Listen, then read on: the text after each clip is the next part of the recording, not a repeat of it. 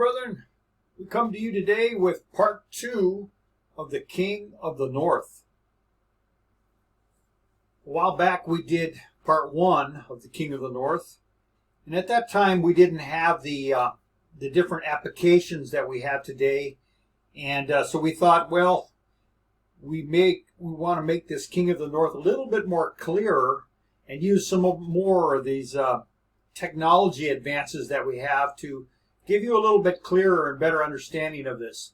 So we prayed and we ask that you do the same, and that we will be guided into all truth, John 16:13, and that as we look at this very complicated, deep study, we'll have a little more clarity and, be a little bit more grounded on what to expect and what, how we can read the times of the seasons, the events taking place, and what to know about in the future fulfillment of prophecy in this regard. So let's begin.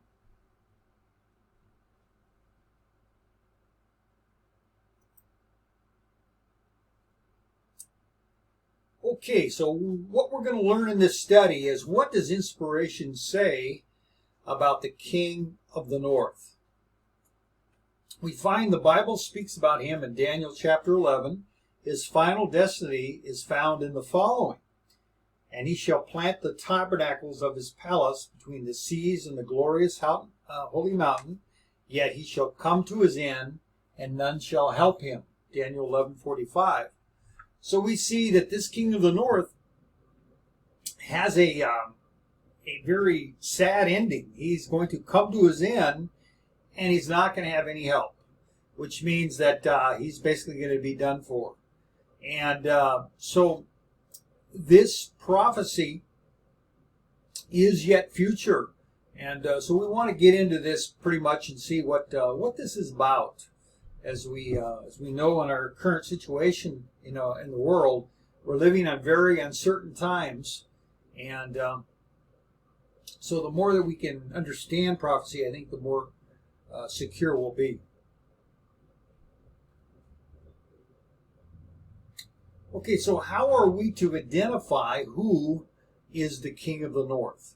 Well, that's found in tract 12, page 87, where the Lord's Elijah message tells us, after the dividing of Alexander's dominion, Egypt and Palestine were, as previously seen, ruled first by the Ptolemies, second by pagan Rome, Daniel 11:15 and 16, third by Daniel 11:22, and fourth again by the Christians, specifically by Great Britain, Daniel 11:41. These are the only historically and prophetically recorded supersessions involving the ancient lands of Egypt and Palestine. The surrendering, now this is why we underline that. This is very key to going further in our study.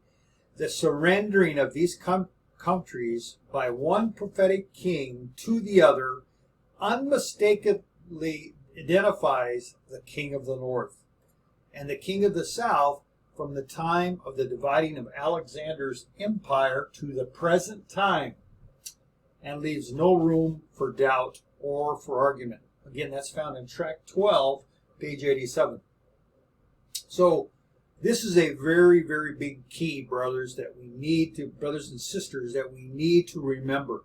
And that is the controlling power of the ancient lands, which is, in our case, Palestine. That's where we want to identify, is known as the King of the North. So whoever controls Palestine, which is a part of Israel today, is considered the King of the North.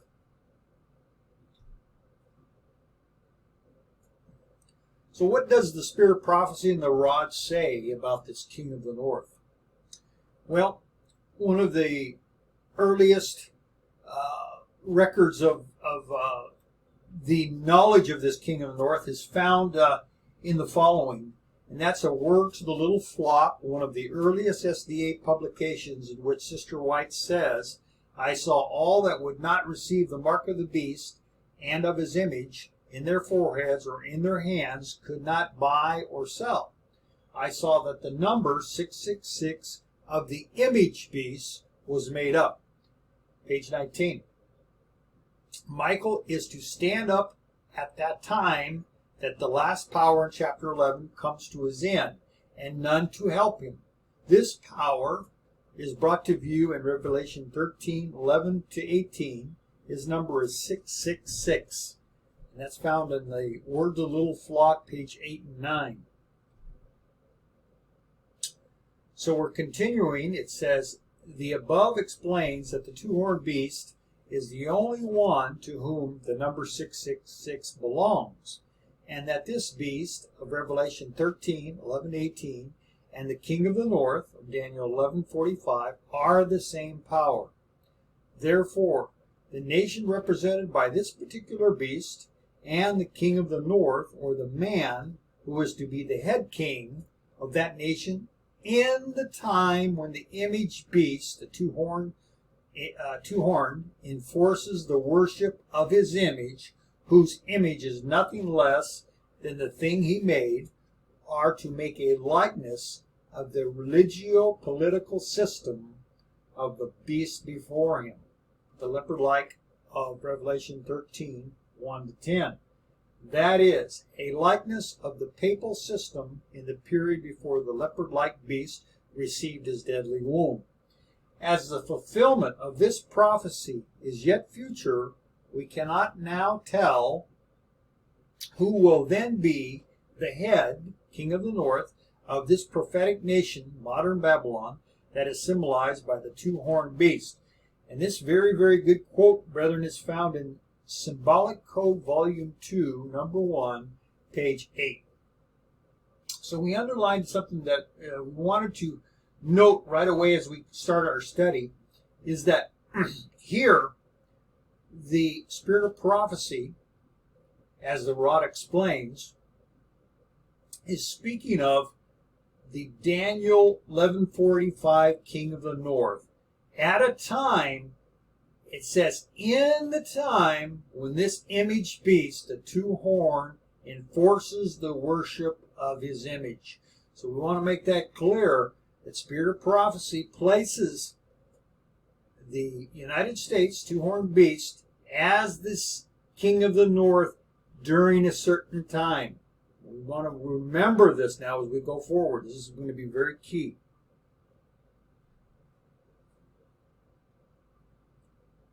So the spirit of prophecy saw the following from the reference. And let's summarize what she saw. The king of the north, being the two-horned beast, in the time when the enforcement of the Sunday law takes place. Number 2, as present truth believers, we know this two-horned beast is the USA. And of course, that's found in Revelation 13:11 to 18. Number 3, but the time placement is only in the time of the Sunday law. It does not point to any other time prior. Why? Well, we'll find out as we continue. Okay, so the rod sheds later light on this king of the north. Since those who ask the questions agree with us that we are now living in the time of the end, we need not say more concerning that phase of the subject.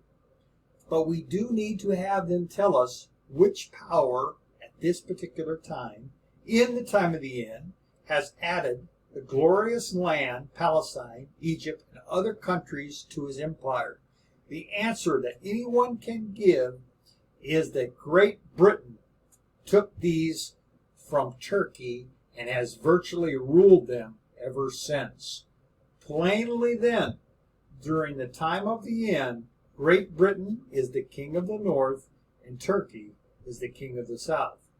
This statement, he shall come to his end, and none shall help him, implies that someone has been helping him.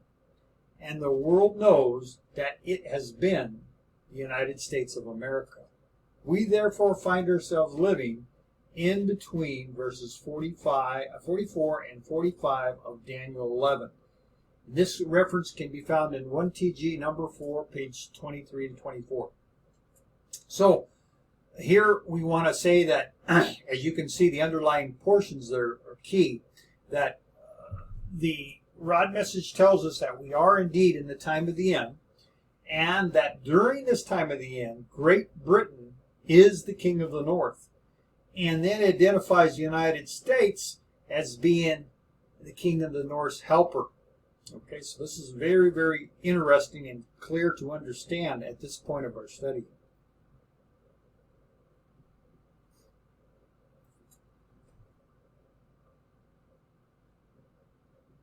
So now what do? We've just read from our report, the Spirit of Prophecy says the USA is the last king of the north. And the rod says that Great Britain is the king of the north in the time of the end. So what do we make of this?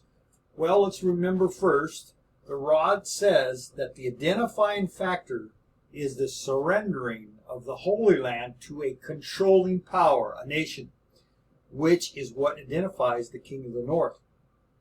Since Great Britain was identified as the king of the north at the time of the end, in the previous reference we just read, 1TG number 4, has there been a new controlling power that has come in and controlled or ruled the Holy Land? So that is our great question that we need to answer at this time. Have we seen, since the Elijah message came out and that reference was made, I believe it was around 1947, when it identified the king of the north as Great Britain. Has there been since that time a new power that's come in and controlled the Holy Land?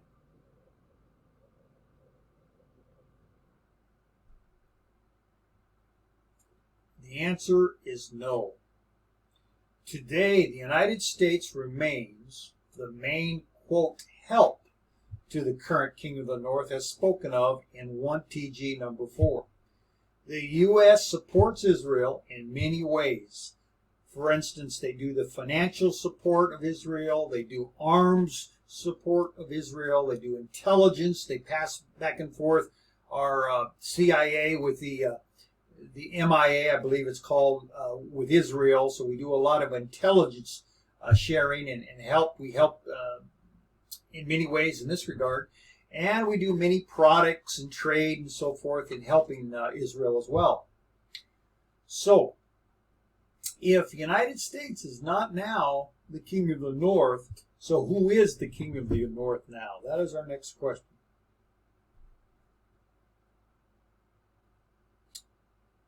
It remains Great Britain, as the rod said, 1TG number 4. But how is Great Britain ruling now? This is our next question. If it's Great Britain, where do we get this from? Well, we see a picture of a clue. That is the well-known, famous, perhaps the richest of all families in the world today, the Rothschilds.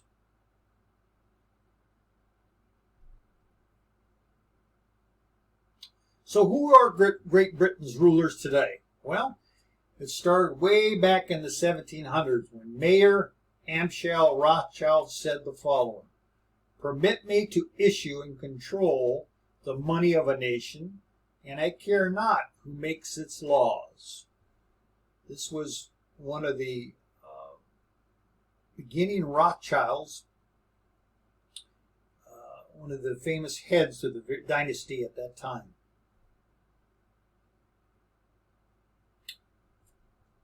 So we see that many of us are well familiar that the Great Britain Rothschilds are the gold and silver king.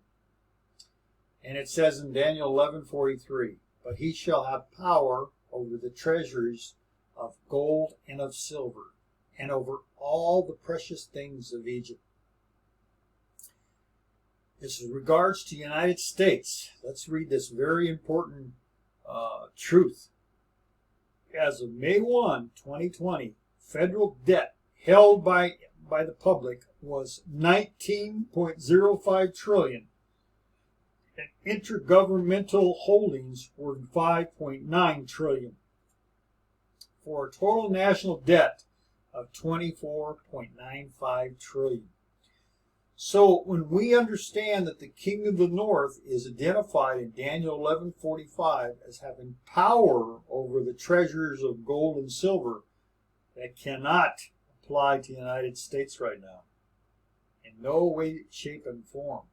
It does apply, however, to the Great Britain / Rothschild nation. The Rothschild Empire is said to have an indirect or direct interest in nearly all the central banks around the world today, including our own United States Federal Reserve. The exceptions being Iran and North Korea. Those are the two, as far as we know, that are not influenced either indirectly or directly with their banking system by the Rothschilds.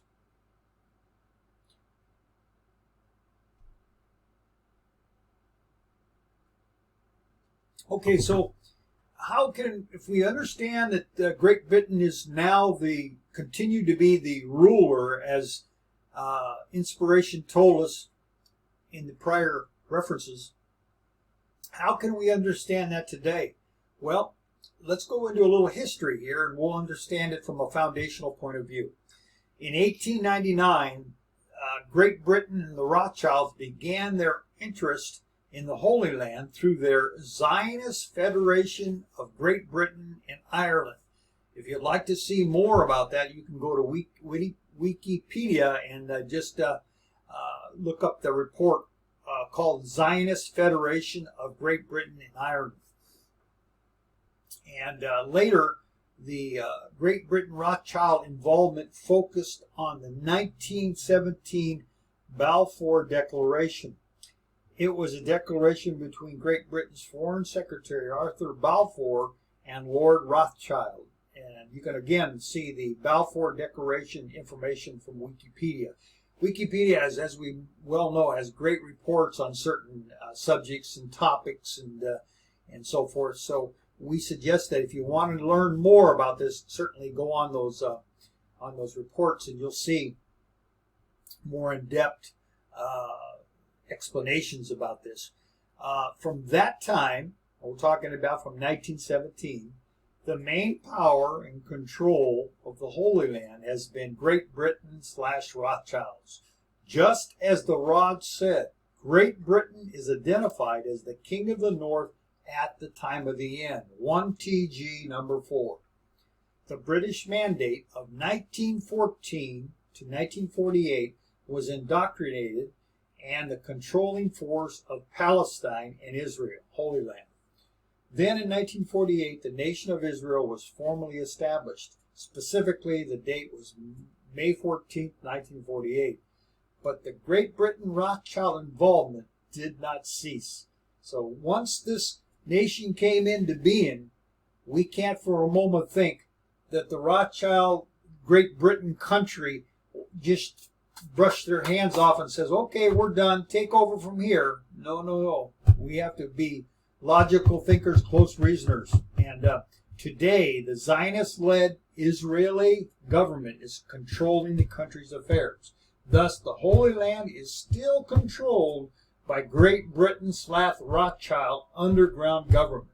So we're not saying anything that is not well known to studied students. So if you want to take a study up on this, you're more than welcome, brethren, to find out for yourself that the Zionist-controlled leaders are the ones that are controlling the Israeli government. And that goes right back to Great Britain Rothschilds. That's the, if you want to say, the puppet master behind everything. So we see how deep and how far-reaching and understanding the Lord's Elijah message really is when it foresaw at the time of the end, Great Britain would be identified as the King of the North. And thus it is right now as we speak.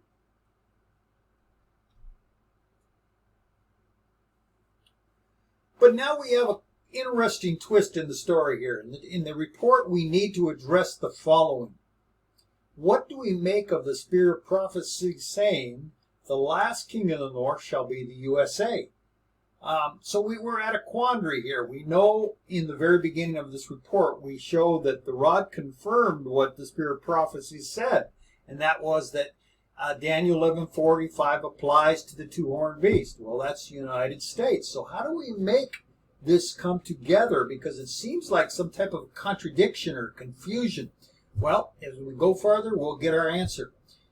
In 2TG number 42, page 27, at first they quote Daniel 11:45, and then it says, the only portion of Daniel 11 yet to be fulfilled in this verse, the last of the chapter, and since these prophecies are made to be understood only when they are being fulfilled or after fulfillment, verse 45 is not as clear as we should like to have it. Consequently, concerning the place of his tabernacles and his inn, also to whether another Christian power shall inherit the title King of the North before verse 45 is fulfilled, only time itself will positively portray the whole truth. So we have something very, very exact and enlightening to us right now as we ponder this. It says that there may be another Christian power that shall inherit the title King of the North before verse 45 is fulfilled. So the door is open for the United States to be that final king of the north. Once the gigantic war happens, and that's found in Zechariah 14, 1-9, then it is that the current king of the north, Great Britain / Rothschild, will transfer to the final king USA, which shall also be in this period known as the time of the end. So we see that this end period encompasses both the Great Britain king of the north and the United States. This is all fit into what the final message of the rod tells us as the time of the end. And having the benefit of knowing only time itself will positively portray the whole truth, we see that the United States will, as spirit prophecy and the rod declared, do the following. The two-horned beast is the one to whom the number 666 belongs, and that this beast of Revelation 13, 11-18, and the king of the north of Daniel 11:45 are the same power. Therefore, the nation represented by this particular beast and the king of the north, or the man who is to be the head king of that nation in the time when this image beast, the two-horned, enforces the worship of his image. So again, we point back. We can start to see how clarity is coming in now. It says that once we know more as the future unrolls, the scroll unrolls, we can kind of start to see how this is all going to fit together, because we see that in the time of the Sunday law, there shall be a final king of the north, and that shall be the two-horned beast. So this is getting very clear now, brethren, as we start to put the puzzle together. So let's conclude our study today with a summary. The king of the north, as the rod says, is a supersession going from one controlling power to another. When we add the whole study together, it appears that the king of the north goes from the current power, Great Britain / Rothschilds, to the next, which is the United States. From this, we see that Daniel 11:45 appears to have a double application applying to the current king of the north as well as the final king of the north. This is a deep and complicated study, brethren, and we provide it as a study for your consideration. There is much more involved. We cannot be dogmatic about it because only time itself will positively portray the whole truth. And again, that very great reference is found in 2TG number 42, page 27. So we want to finalize this report by saying that it looks very clear to us now about the King of the North situation. However, time itself will positively portray the whole truth. We may be missing some parts here. There may be more clarity to come. So that's why we feel that this study is a extracurricular study. In other words, we can't afford to be dogmatic about it. So we provide this as a study for your consideration to study it further if you'd like. But the summary that we show really looks to be the complete answer of the puzzle from our vantage point at this point. So we thank you very much for following the study, and may the Lord continue to guide you into all truth. John 16:13. And until next time, stay safe. This period of uncertainty is upon us now, but as we tell brethren all the time, the Lord has purposely caused this for a reason. And that reason, brethren, as we've done post prior, is for Mother, the SDA Church, to come to our part of the vineyard, to YouTube, to Facebook, to emails, to websites, to blogs. All this area of the vineyard that maybe Mother hasn't had time, or maybe Mother hasn't had interest in. Well, the Lord has forced Mother to go somewhere else. The churches are closed down, brethren. And there is a reason for that. In His great, almighty love of His people, He has caused this to happen. So let's get to work. Let's don't sit on our hands. Let's do something. Let's bring this message to Mother. Until next time, God bless.